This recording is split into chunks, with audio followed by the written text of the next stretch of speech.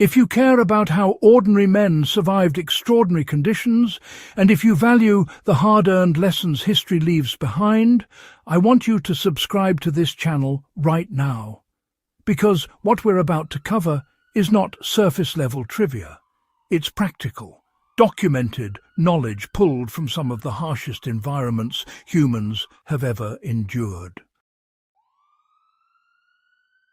During the Second World War, survival often came down to what could be done in a muddy field, a bombed-out cellar, or a jungle clearing when no doctor, no hospital, and no proper supplies were available. This is where forgotten field medicine lived, and if you stay with me, you'll walk away. Understanding techniques that quite literally kept soldiers alive when modern medicine was nowhere in sight. The reason this topic matters is simple. World War II created medical emergencies on a scale never seen before. Trench foot, compound fractures, massive blood loss, infection, burns and shock were daily realities.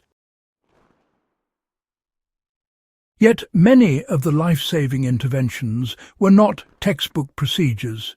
They were improvised, learned through brutal trial and error, and passed quietly from medic to medic. These methods don't just belong to history. They still shape modern survival medicine and disaster response today. During the Second World War, improvisation on the battlefield became, well, a medical necessity rather than just an option. The battlefields themselves were chaotic and honestly completely unpredictable. Frontline medics, working under organizations like the United States Army Medical Corps, were often treating dozens of wounded men within just minutes. Sometimes, believe it or not, while under direct enemy fire. Sterile operating rooms simply did not exist out there. Morphine supplies quite often ran out. Bandages were used and reused until, frankly, they just disintegrated. This situation really forced both medics and soldiers to adapt incredibly fast. Anything that could stop bleeding, reduce infection, or stabilize a casualty became, well, perfectly acceptable. Improvisation wasn't reckless at all. It was, in fact, disciplined survival. So, one very practical lesson from all this is prioritization. Medics during the Second World War learned above all to control bleeding before doing anything else. If you take a look at after-action reports, you'll notice how something as simple as a cloth, a belt, or even a torn uniform was used to apply direct pressure or to form an improvised tourniquet. Today, in a remote accident or disaster zone, the same principle applies. You know, stop bleeding first, even if the tools are crude. How battlefield dressings were replaced with whatever could absorb blood and prevent contamination. Official bandages ran out quickly. Medics turned to undershirts, socks, parachute silk, and even newspapers folded into pads. Parachute silk became especially valuable because it was clean, strong, and breathable. Soldiers learned to boil cloth when possible to reduce contamination, then reuse it. Infection was the real killer, not the wound itself. Applied today, this knowledge teaches adaptability. In a wilderness survival situation, clean fabric can be boiled, dried, and reused as a dressing. The World War II lesson is not about perfect sterility. It's about reducing risk enough to survive long enough for proper care. How pain control and shock management were handled when morphine was scarce. Morphine syrettes were issued, but they were limited. When supplies were exhausted, medics relied on positioning, warmth, reassurance, and rapid evacuation. Shock was treated by keeping the wounded flat, elevating the legs, when appropriate insulating them from the cold ground, and, maintaining calm. This psychological aspect is often overlooked. Soldiers who believed they would survive often did better physiologically. This remains relevant even today. In modern emergencies, preventing hypothermia and calming a casualty can, honestly, dramatically improve outcomes. A jacket under the body and steady communication can, buy critical time. Infection was fought, with makeshift antiseptics and, some truly ruthless wound cleaning. Penicillin only became widely available quite late in the war.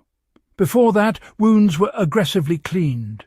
Medics used iodine, alcohol, salt water, and even diluted sulfur powder to slow bacterial growth.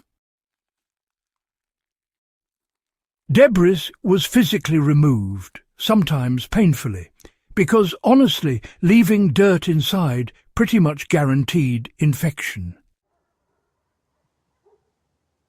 For survivalists, the lesson is clear. Cleaning a wound thoroughly, even when it's uncomfortable, is far better than sealing contamination inside. Clean water, mechanical removal of debris, and simple antiseptics still save lives. So, during the war, splints and fracture stabilization were often built from whatever the environment provided. Broken limbs were, unfortunately, quite common. Without proper splints at hand, soldiers would grab rifle stocks, branches, shovel handles, or even bed slats, just anything sturdy enough. The goal wasn't comfort, it was immobilization. 2 rigid supports and some cloth bindings were usually enough to prevent further damage, and, crucially, bleeding. Interestingly, this technique is still directly applicable today. If you're dealing with a remote injury, using straight objects and some cloth can stabilize a fracture effectively, as long as you focus on alignment and immobilization rather than trying to make it perfect. Nutrition and hydration became medical tools rather than luxuries during the war. Field medics quickly understood that dehydration and calorie loss really weakened a wounded soldier's chances of recovery.